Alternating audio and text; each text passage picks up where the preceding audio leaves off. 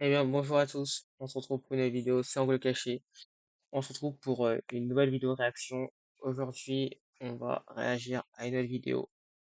Voilà, là, je suis toujours dans ma phase de test où je teste toujours mon setup OBS. Je remercie toutes les personnes qui ont regardé la dernière vidéo que j'ai sortie sur ma chaîne YouTube. D'ailleurs, je vais la montrer. Bon, ça, c'est la chaîne à laquelle elle réagira. Donc voilà, je remercie toutes les personnes du coup qui ont regardé cette vidéo sur la réaction à la vidéo de Maë. Là, on va réagir à une autre vidéo. Je pense que vous avez déjà dû voir certainement la chaîne. Mais aujourd'hui, j'ai décidé de réagir à cette vidéo-là. Tout le monde se trompe sur la climatisation.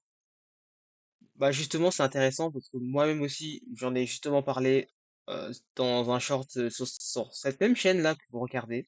Je vous inviterai à aller la voir, justement, vous allez sur la clim. Là, on va crash à la vidéo. Allez, juste là. On est parti. L'État français peut vous verser plusieurs milliers d'euros d'aide pour installer une pompe à chaleur chez vous. C'est sur toutes les pubs de tous les sites web de France. Alors ça ressemble à une... Ouais, ça reste réel, hein. Surtout que maintenant, en plus, avec l'IA, quand tu vois le nombre de pubs faits par IA maintenant pour ces genres de contenu, voilà, installation de pompe à chaleur, etc. Où est-ce qu'ils disent en vrai? arnaque et franchement parfois ça l'est, mais dans les grandes lignes, c'est vrai. C'est encouragé, c'est subventionné, c'est vertueux. Et le même État, le même été, va vous regarder de travers quand vous allumez votre clim. Parce que la clim, c'est le confort, c'est l'égoïsme, c'est le truc d'Américains ou de Chinois qui s'en fichent de cramer la planète. Est-ce que vous êtes pour ou contre que les Parisiens s'équipent de climatisation dans leur logement? Individuel, la réponse est non. Je suis contre pour une raison simple, c'est que climatiser son appartement, c'est réchauffer celui du voisin. Sauf qu'il y a un détail, un tout petit détail. C'est la même putain de machine. Une pompe à chaleur réversible et un climatiseur, c'est rigoureusement le même objet. Le même Voilà, déjà retenez ça. Donc, si vous avez votre clim, vous n'êtes pas un giga gros pollueur, hein. C'est strictement la même chose. Donc, c'est toujours une pompe à chaleur, mais inversée. compresseur, le même fluide, le même principe physique. La seule différence, c'est le sens dans lequel vous faites circuler la chaleur. Donc on a réussi le tour de force d'avoir une technologie qu'on subventionne l'hiver et qu'on diabolise l'été. Pas mal, non? C'est français. Ça ne s'explique pas par la technique, ça s'explique par de l'idéologie, une passion pour la souffrance et surtout par de la peur. C'est précisément le sujet de cette vidéo. Avant de démonter les peurs, il faut comprendre l'objet. Parce que je suis prêt à parier que la plupart des gens qui ont un avis tranché sur la clim seraient incapables de vous expliquer comment elle marche. Et ça, c'est vrai, hein. Donc, bon, je sais pas si vous êtes capable d'expliquer la clim. Même moi, je suis pas tout à fait capable de tout à fait la décrire. Parce que la vidéo que j'avais fait, c'était beaucoup plus en mode de conseil, les avantages et les inconvénients. Mais voilà, donc même moi, je serais pas capable de vraiment bien décrire la clim de manière claire. Ça crée du froid en créant du chaud et ça réchauffe le dehors, gna gna gna. Stop! Ce n'est pas ça. Première idée à tuer, une clim ne fabrique pas du froid. Le froid ça n'existe pas, le froid c'est juste une absence de chaleur. Ce que fait la clim, c'est déplacer de la chaleur. Elle prend la chaleur qui est à l'intérieur de votre pièce et elle la jette dehors. C'est une pompe. Une pompe à chaleur. Et c'est là que ça devient beau techniquement parce que déplacer de la chaleur, ça coûte beaucoup moins d'énergie que d'en produire. Quand vous chauffez avec un radiateur électrique classique, pour 1 kWh consommé, vous obtenez 1 kWh de chaleur. On dit que Voilà, retenez bien ces stats. vous avez un rendement de 1. Une pompe à chaleur, pour 1 kWh d'électricité, elle déplace 3, parfois 4 kW de chaleur. Son rendement apparent, ce qu'on appelle le COP, est de 3 ou 4. Vous lisez bien, vous mettez 1 et vous récupérez 3 ou 4. C'est l'une des technologies énergétiques les plus efficaces que l'humanité ait inventée. Donc si on reformule, la clim c'est une pompe à chaleur réversible capable de vous chauffer l'hiver et de vous refroidir l'été avec un rendement que n'importe quelle autre technologie vous envierait et qui branché à un réseau d'électrique propre émet très peu de CO2. C'est un Ouais, ça va pas mentir, c'est pas un gros banger, hein, quand tu vois la manière dont c'est bijou présenté. d'ingénierie thermodynamique qui n'a rien à voir avec un gadget de riche ou avec les arnaques qu'on trouve chez les e-commerçants. Et c'est exactement la techno que tous les plans climat sérieux veulent généraliser pour décarboner le chauffage. Gardez bien ça en tête, parce que toute la suite de la vidéo repose là-dessus. En France, ça fait des décennies qu'on diabolise une des meilleures technologies pour la transition écologique. Premier grand argument des anti-clim et le plus sérieux des trois, donc on va le traiter honnêtement. Si tout le monde climatise, alors on réchauffe la ville et c'est un cercle vicieux. Contrairement à ce Ouais, ça c'est vrai, et même moi je l'ai dit, même dans mon short, j'avais dit aussi que, ouais, en fait, que l'un des inconvénients, c'est le fait que, avec l'effet, vu que ça prend de la chaleur et que ça la rejette, donc tu réchauffes l'extérieur techniquement. que vous pourriez attendre, je vais pas dire que c'est faux.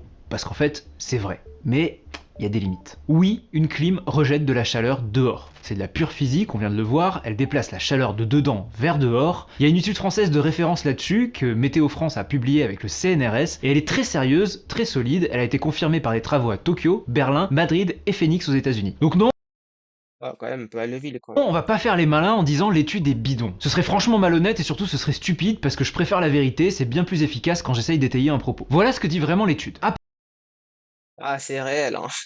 Là, clairement, mon ref, c'est tout à fait Paris réel. aujourd'hui, l'effet de la clim sur la température de la rue, c'est de l'ordre de plus de 0,5 degrés Celsius. La nuit, localement, dans les zones les plus denses. Le chiffre que vous voyez passer partout, le fameux plus de 2 degrés, ce n'est pas la réalité d'aujourd'hui. C'est un scénario de déploiement massif, généralisé. Ouais, ouais, en gros, c'est un peu comme des fois ce qu'ils disent un peu le GIEC, par exemple, avec le fait qu'on a dépassé les 1,5 degrés, et que dans cette époque catastrophique, on peut montrer jusqu'à 4 degrés d'ici 2100. Ouais, donc évidemment que c'est des scénarios. Bah, on espère que c'est pas la réalité, qu'on espère que ça passera pas comme ça, mais c'est une éventualité qui peut être possible. Et on prend toujours le pire des scénarios pour voir comment est-ce qu'on réagirait face à ce dernier.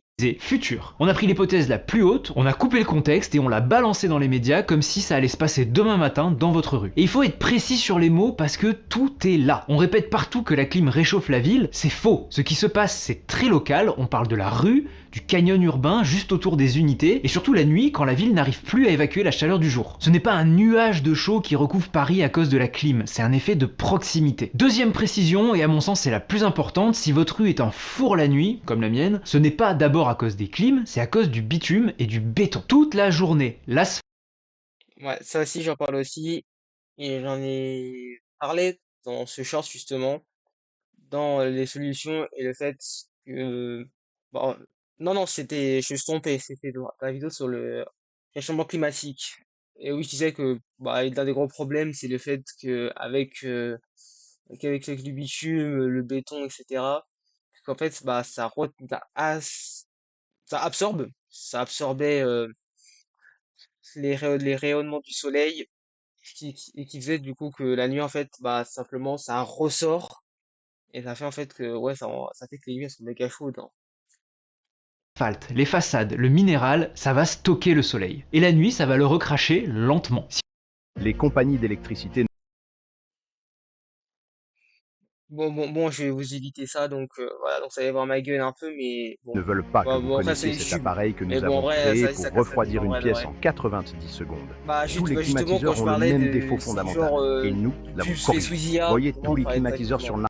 Si vous voulez une image, le soleil, c'est un radiateur de 900 watts braqué sur chaque mètre carré de Paris. La clim de toute la ville étalée au sol, c'est l'équivalent d'une ampoule de 50 à 90 watts par mètre carré. Donc à côté de notre astre, c'est une veilleuse. En bref, la vraie machine à chaleur de la ville, c'est la ville au soleil elle-même. La clim à côté, c'est peanuts. Et maintenant, le meilleur. Parlons des sources de chaleur qu'on rejette directement, nous les humains. Alors la clim, elle en fait partie, bien sûr. Mais il y en a des tas d'autres, dont une dont personne ne parle jamais dans ce débat, les voitures. Une étude très récente de l'université de Manchester a mesuré ça précisément sur Toulouse. Le seul trafic automobile réchauffe l'air de la rue d'environ 0,3 degrés l'été et jusqu'à 0,5 degrés l'hiver. Toute l'année, pas seulement 3 semaines de canicule par an. Toute l'année. Donc on est exactement dans le même ordre de grandeur que la clim, et sur une année entière c'est probablement plus, parce qu'en France on a à peine un foyer sur 4 qui est climatisé, et que Alors, rendez-vous compte, hein, donc seulement un quart de nos foyers en France sont la clim. Et bon, moi, je suis la preuve, parce que bon, bah, moi, dans mon bâtiment, là, chez moi, là, il y a pas de clim, hein, donc, d'autant plus que non plus, c'est des anciens bâtiments, quoi, donc ça fait que la clim est encore plus diabolisée qu'aujourd'hui. Et bon, n'hésitez pas à dire vous en commentaire, est-ce que vous avez la clim chez vous? Et s'il avait ça, des putains de vénards, je vous envie. Ça ne tourne que quelques semaines, quelques heures par jour, alors que les bagnoles, elles, on peut tous en convenir, elles roulent 365 jours par an. Est-ce que vous avez déjà vu un éditorialiste de Plateau TV vous expliquer qu'il faut interdire la voiture parce qu'elle réchauffe la rue la nuit? Jamais. La bagnole chauffe autant, voire plus que la clim, et là, comme par magie, plus personne ne parle de cercle vicieux. Le procès de réchauffement de la rue, il n'est fait qu'à la climatisation.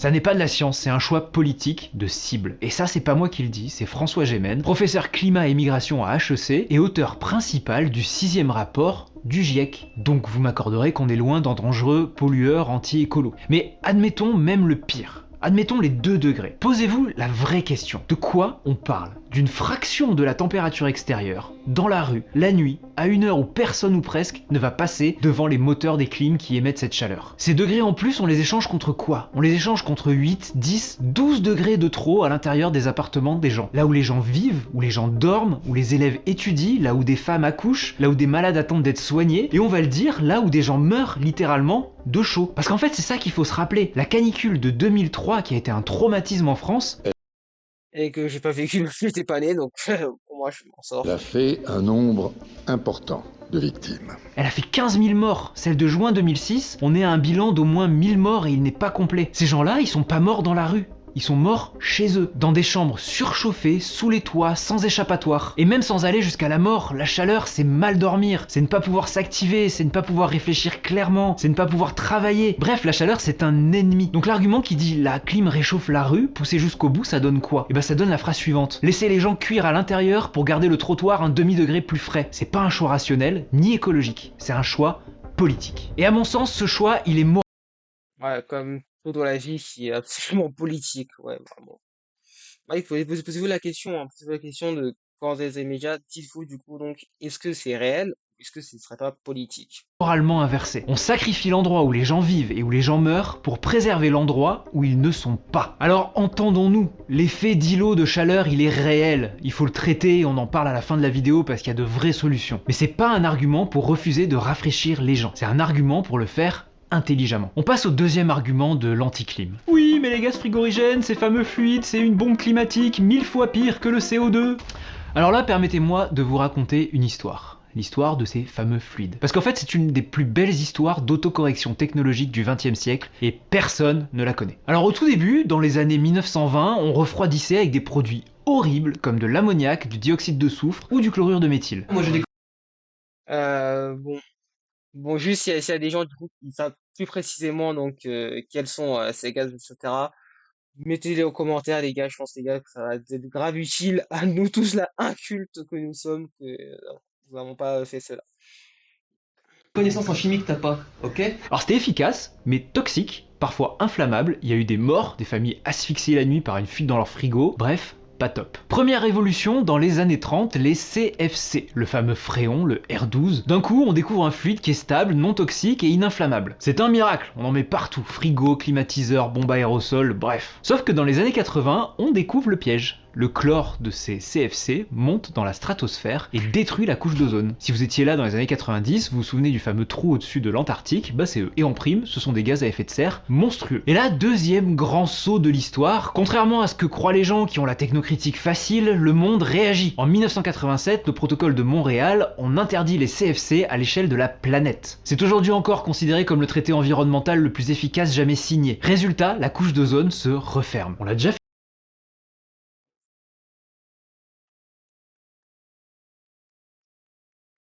Nice. une fois, et retenez bien ça, on en aura besoin à la fin. On passe alors à une génération de transition, les HCFC, le R22, moins agressifs pour l'ozone, mais pas zéro, donc on les interdit aussi. En Europe, on aime bien aller plus loin, et plus une seule clim neuve au R22 n'est vendue depuis le milieu des années 2010. Alors on a fait quoi? On a arrêté de refroidir, de climatiser? Bah non, la science progresse. On passe à la 3e génération, celle des années 2000-2010, les HFC, le R410A, le R134A, victoire sur un front, zéro chlore, donc zéro impact sur la couche d'ozone. Mais il reste un défaut. Bon, moi, je ne connais pas du tout ça, donc c'est pour ça que je ne parle pas, parce que je ne connais pas.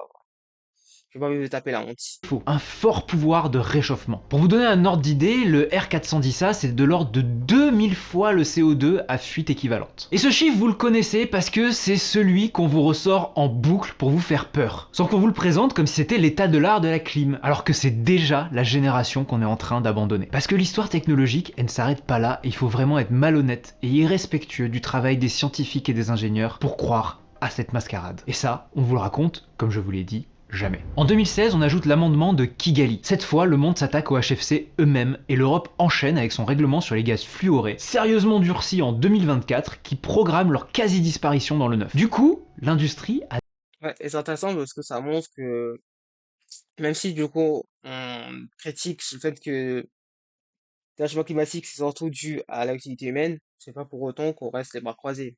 Évidemment qu'il y a beaucoup de solutions, qu'il y a beaucoup du coup de traités, d'accords.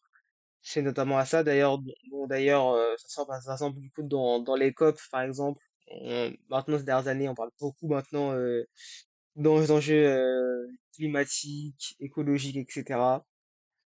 Voilà quoi. Donc c'est tout cela en fait. Et c'est intéressant de voir ça parce que du coup ça me fait penser à ça par rapport à certains qui diraient de certains partis que bien sûr ça n'existe pas. Ouais.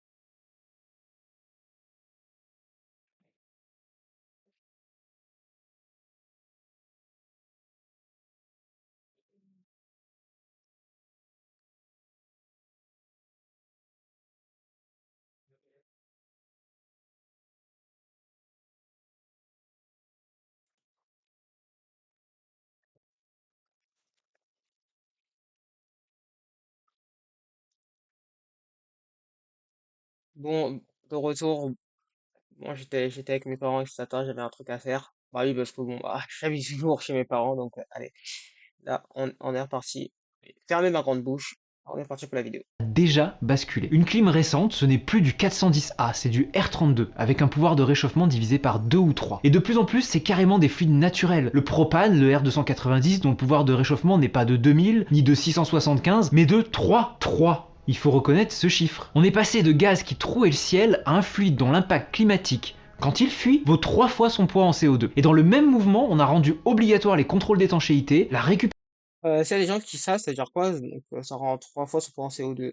Voilà, juste, voilà, les rares commentaires qu'il y a, je serais curieux de vous lire. du fluide en fin de vie et la certification des techniciens. Les appareils prêts à poser, que tout le monde achète, ont leur circuit scellé en usine. Alors on reprend l'argument de départ. Les fluides, c'est une bombe climatique. Il y a 30 ans, oui, une clim de 1995 au R22, mal récupérée en fin de vie, c'était un vrai problème climatique et un problème pour la couche d'ozone. L'inquiétude, elle était légitime si et seulement si la clim fuyait. Il faut le rappeler, le fluide ne pollue pas quand la clim tourne convenablement, contrairement à ce que certains pensent. Une clim de 2026 au R32 ou au propane dans un circuit scellé, contrôlé, récupéré, l'impact du fluide est devenu marginal. On vous vend la peur d'un combat qui datait d'une génération et Ouais, et ça, c'est encore à quel point vraiment, avec l'ignorance, tu peux manipuler les gens, hein.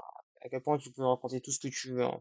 on a en partie gagné. La science et la technique ont gagné ce combat. Et il reste un point décisif, le même que la séquence d'avant. Sur toute la vie de l'appareil, ce qui pèse le plus dans son bilan, ce n'est pas le fluide, c'est l'électricité qu'il consomme pendant 10 ou 15 ans. Et en France, vous le savez probablement, cette électricité est décarbonée. Avec nos parcs nucléaires hydrauliques renouvelables, on a un des kilowattheures les plus propres du monde développé. Donc le bilan climatique réel d'une clim moderne posée en France, il est faible. Ce n'est pas moi qui le dis pour faire le malin, c'est ce que disent les climatologues sérieux dès qu'on les sort de leur posture.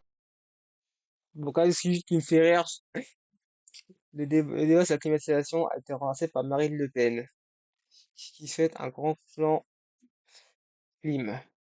Bon, voilà, sachant que la droite est climato-sceptique, c'est juste ça. Ça, et Mélenchon qui dit que ça génériserait qui dit que que la climatisation généralisée, elle aggraverait le problème. Sur les plateaux de JT. Pour prouver tout ça, il existe une étude mondiale qui chiffre l'effet de toute la clim de la planète sur le climat à l'horizon 2050. Il est de l'ordre de plus de 0,5 degrés à l'échelle du monde entier. Et encore, ce chiffre est tiré vers le haut par les pays qui climatisent au charbon. Comparer la France branchée sur du nucléaire à l'Inde ou au Texas, ça n'a aucun sens.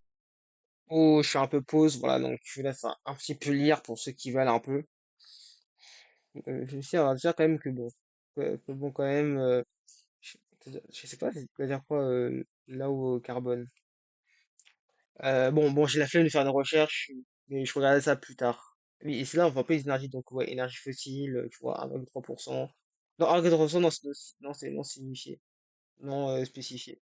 Donc gaz 3,6%, le carburant 1%, elle est quand même, l'énergie hydraulique c'est 11,3%, et nucléaire ouais, 67,4%, je crois, ouais, la France va très vite très nucléaire. Par contre, tu vois, l'Inde par exemple, euh, qui eux vraiment, ils sont, ils utilisent l'électricité surtout grâce au charbon et le Texas, donc en étant aux États-Unis, donc eux c'est surtout avec le gaz.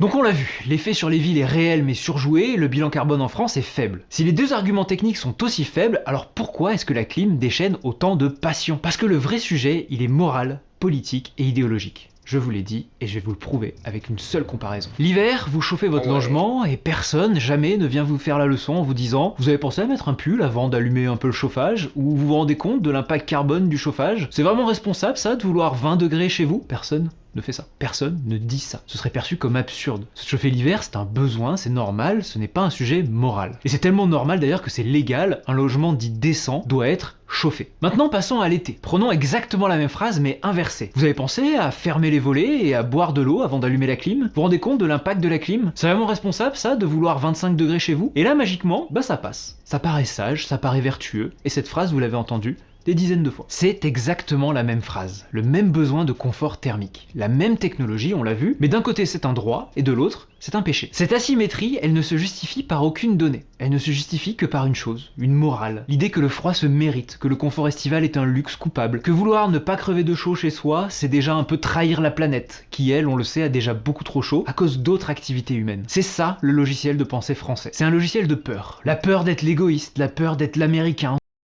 Ouais. Et bon, ça reste à ma théorie personnelle. Je pense que très clairement, si c'est autant diabolisé en France, on va pas se mentir, c'est à cause des Américains.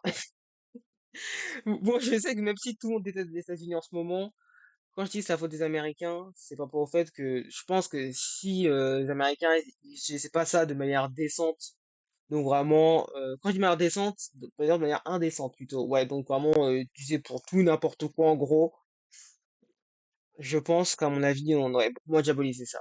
Je sais pas à dire votre avis, mais moi je pense qu'il y a un petit peu de ça. Je pense que à cause des ricains, si les ricains ils faisaient moins n'importe quoi avec la climatisation, vraiment ils l'utilisaient à tout bout de champ, la laisser même quand tout le monde est parti, etc.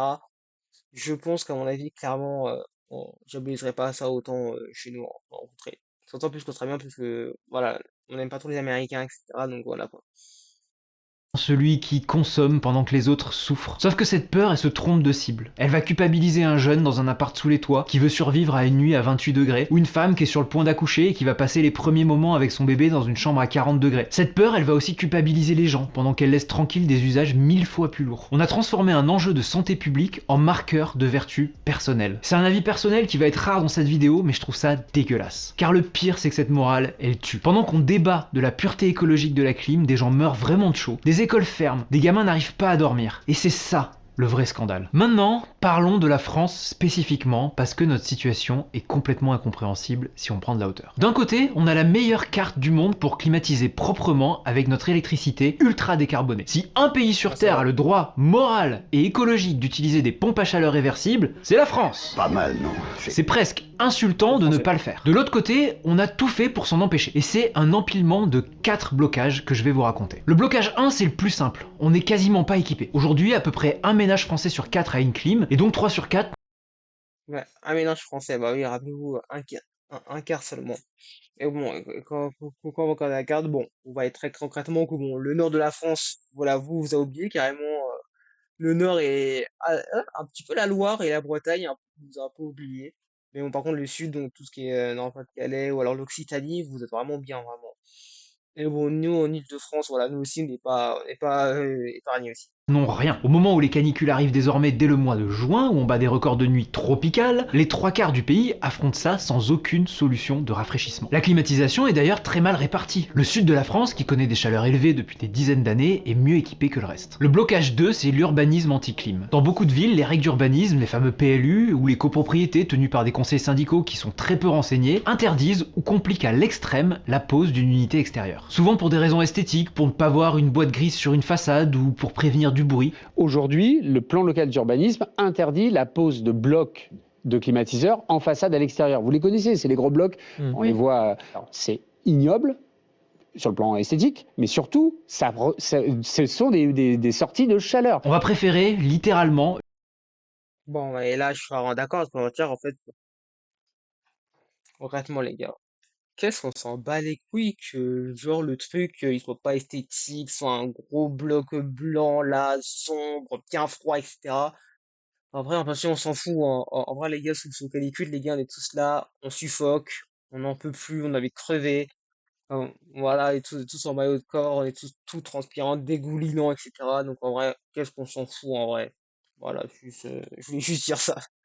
Voilà, je tire tout ce que tout le monde pense une pas. belle façade à un logement vivable. Le blocage 3, c'est que le bâti est pensé contre l'été. Pendant des années, sous la norme RT 2012, on a optimisé les logements pour une seule chose, retenir la chaleur l'hiver. Isolation, étanchéité à l'air, déco compensée pour le froid. Le confort d'été, lui, il a été jugé par un indicateur, la TIC, tellement laxiste qu'un bâtiment pouvait être parfaitement aux normes et se transformer en four en juillet. Résultat, on se retrouve avec un parc entier de logements neufs qui sont des pièges à chaleur super isolés. Ça partait d'une bonne intention pour l'hiver, sauf que l'isolation, ça marche dans les deux sens, et une fois la chaleur entrée, elle est prisonnière. Vous voyez le thermos qui garde votre café au chaud, en fait il sait pas qu'on est en été. Il va pas perdre ses propriétés thermiques parce que vous lui demandez. La nouvelle norme RE 2020, elle a corrigé une partie du tir. Elle a créé un vrai indicateur de confort d'été, nommé le degré-heure, sauf qu'il faut regarder comment elle s'y prend parce que c'est là que c'est un peu vicieux. Ce fameux indicateur, il se calcule en supposant qu'il n'y a pas de clim. Le but affiché, c'est forcer à rendre le logement confortable naturellement par la conception. C'est très bien sur le papier, sauf que ça veut dire que dans la logique RE 2020, la clim n'est jamais une solution. C'est même traité comme une triche. Si votre bâtiment a besoin de froid, on vous ajoute une pénalité, la fameuse climatisation fictive. En tant que promoteur immobilier, vous êtes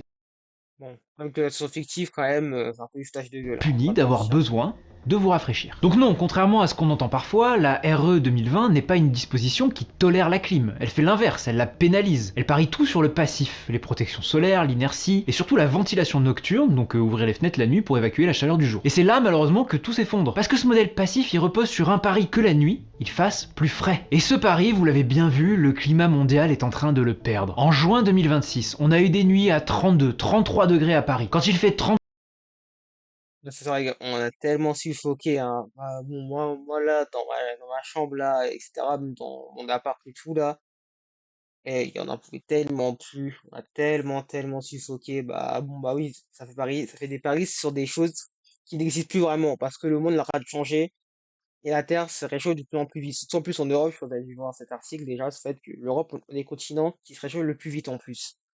Ça fait que ouais, vraiment là, on est vraiment dans la merde. 3 degrés à 3 heures du matin, votre ventilation nocturne ne refroidit plus rien. Elle fait entrer de l'air chaud et le modèle passif lâche pile au moment où vous en avez le plus besoin. Et si vous croyez que j'exagère, allez faire un tour à Nantes. En 2020, on y inaugure une nouvelle gare. Elle a une mezzanine suspendue, une immense verrière, 160 mètres de long, 37 millions d'euros, et la fierté affichée du projet, c'est qu'elle n'a pas de clim. Tout un travail sur le confort thermique, des dispositifs passifs, des piliers en forme d'arbre pour gérer la température de manière passive, été comme hiver, a été réalisé. Le résultat, c'est que dès les premières canicules, la verrière se transforme en four. Verre plus béton, ça piège le soleil, exactement comme votre appartement. Et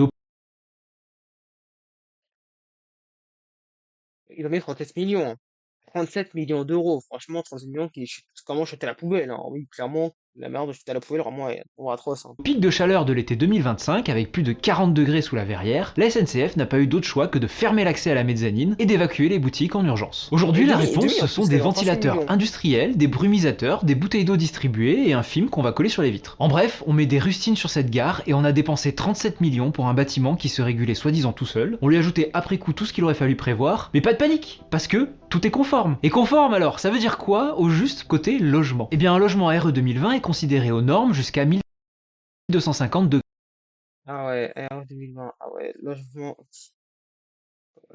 optimal, confort tolérable, confort inacceptable. Ah ouais, quand même, bon, déjà un confort tolérable, bon, même tolérable, déjà, voilà, quoi. Pour moi, mon logement il est tolérable, déjà, je suis en mode, bon, l'RE 2020, je suis en mode, bon, ouais, fais un peu bélé, fais un peu bélé, quoi. Heure d'inconfort. En traduction concrète, ça veut dire que 25 jours par an où il fait trop chaud chez vous, c'est conforme. Conforme, ça veut dire légalement acceptable que vous Ouais, quand même, 25 jours, hein. 25 jours, c'est quand même un mois, quand même, hein. Je pense qu'on rend compte de la dinguerie, je pense qu'on rend compte à quel point on marche sur la tête. suffoquiez 25 jours par an. Donc si on résume, tous les bâtiments RT 2012 ont enfermé la chaleur. La RE 2020 refuse la clim comme solution et parie sur des nuits plus fraîches qui n'existent plus. Ni l'une ni l'autre ne fait quoi que ce soit pour les millions de logements déjà construits qui surchauffent. Alors que toutes les deux, on le rappelle, partaient de plutôt bonnes intentions. Et je vous préviens, le blocage 4 va vous rendre fou. Parce que si vous installez la clim quand même, l'État dévalue votre logement.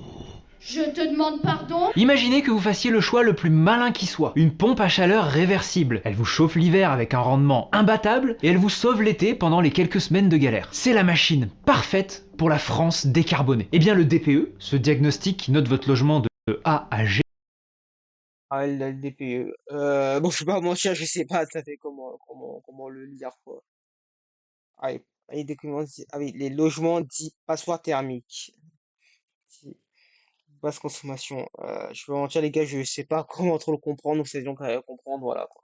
celui qui décide si vous avez le droit de le louer ou de le vendre, il va vous pénaliser pour la fonction froid. Depuis la réforme de 2021, le DPE comptabilise la climatisation comme une consommation en plus. Qu'est-ce que ça veut dire? Eh bien que le chauffage par la pompe à chaleur améliore votre note, évidemment, mais sa capacité à faire du froid, elle, la dégrade. Et là, je sais ce que vous vous dites, il interprète, il force le trait pour sa vidéo, blablabli blablabla. Non, c'est écrit noir sur blanc dans le texte de loi. L'arrêté qui définit le DPE liste 5 usages comptés dans votre note: le chauffage, l'eau chaude, l'éclairage, les auxiliaires et le refroidissement. Le froid est compté comme une consommation, au même titre que le chauffage, et la méthode officielle de calcul va jusqu'au bout. Dès que votre logement a un système de froid, elle calcule une consommation de clim et l'ajoute au total, qui détermine votre lettre de A à G. Donc vous rafraîchir, ça vous coûte des points. Le détail qui tue, celui qui prouve que ça n'a rien. Ouais, mais le foutage de gueule, hein. Quand tu veux te rafraîchir, parce que c'est ton droit, hein, c'est un droit de se rafraîchir, parce qu'il fait trop chaud, on va pas suffoquer, et on dégrade ta note. À voir avec l'écologie, c'est que ce même texte précise que le DPE ne compte même pas les fluides frigorigènes. Donc c'est pas les fluides qui plombent votre note, c'est pas le gaz ni la planète, c'est juste l'électricité consommée par le froid qui, on le rappelle, est sur un des réseaux les plus décarbonés du monde. Ce n'est pas une lecture tordue de ma part, allez voir les recommandations de travaux des diagnostiqueurs, on conseille littéralement d'installer une pompe à chaleur non réversible, sans fonction clim, pour ne pas plomber l'étiquette. Alors Ouais.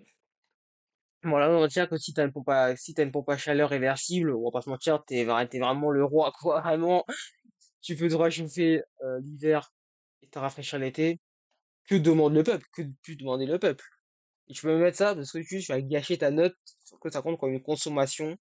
Alors que non, en fait, c'est le même produit, c'est le même outil, c'est la même machine. What is that? c'est que ces modèles, ils n'existent quasiment plus. Aujourd'hui, évidemment que tout est réversible, parce que le marché, il a pas attendu que la France sorte du Moyen-Âge. Résultat, on a des propriétaires qui se retrouvent à devoir neutraliser, sur le papier évidemment, le mode froid de leur machine, juste pour garder une bonne note. Est-ce que vous mesurez l'absurdité? La France est un pays où la chaleur tue, et dont l'étiquette énergie officielle considère que pouvoir vous rafraîchir est un défaut. On dévalue votre logement parce qu'il est capable de vous garder en confort et reposé pendant une canicule. Alors là, je suis désolé, mais on dit adieu à l'écologie, on est dans une morale anti-froid qu'on a transformée en règles administratives. Alors attention, et c'est important parce que je veux pas être l'inverse caricatural de ceux que je critique. Je suis pas en train de vous dire mettez une clim partout, tout le temps, arrêtez de réfléchir. Non, c'est pas le sujet de cette vidéo. La pire solution, celle qu'on est justement en train de choisir par défaut parce que c'est la seule à notre disposition, c'est la prolifération du climatiseur monobloc. Le truc à roulette avec le gros tuyau derrière qu'on coince dans une fenêtre, c'est ce qui Ah bah oui, le fameux là, je pense que vous avez dû voir certainement sur les réseaux là, la merde, ça s'est rué dans les Lidl, voilà, dans un magasin en distribution, etc. Ils se vend en panique à chaque canicule, c'est en rupture de stock partout. Bref, vous voyez très bien de quoi je parle. Et j'en ai une. C'est le pire des deux mondes. J'en ai une, j'ai dû l'acheter. J'ai le monobloc avec son tuyau unique qui crée une dépression dans la pièce, qui aspire l'air chaud de l'extérieur par tous les interstices. Il rejette presque autant de chaleur qu'il en enlève. Il est bruyant, il est énergivore, il est inefficace. Et je vais vous le dire, multiplier les monoblocs, c'est de la mauvaise adaptation dans la panique. La sortie par le haut, elle a deux jambes et il faut les deux. D'abord, le passif. Évidemment qu'il faut des volets, des protections solaires extérieures, garder de l'inertie, la ventilation nocturne et surtout végétaliser les villes. Ça réduit le besoin à la source et ça attaque les lots de chaleur dont on parlait au début. Si vous passez à côté d'un parc en pleine canicule, vous verrez les degrés que vous perdez. C'est la base. Ah bah ouais, c'est pour ça qu'on fait vraiment les calculs, vraiment partir dans la forêt, dans les parcs, etc., etc.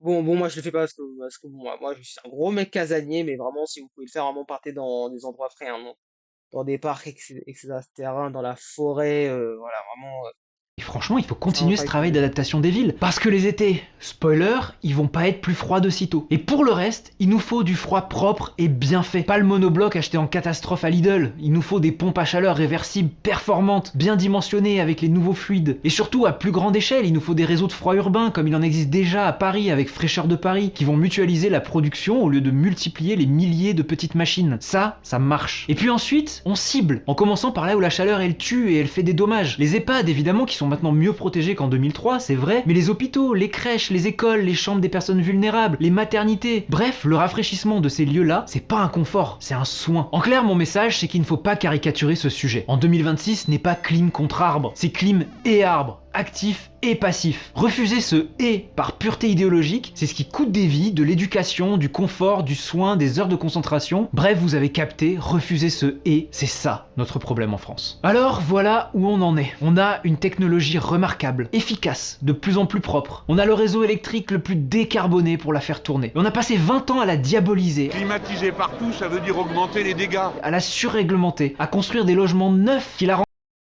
Moi, c'est ce que je pense pas mal penser Sim, comme Jean-Luc Mélenchon aussi.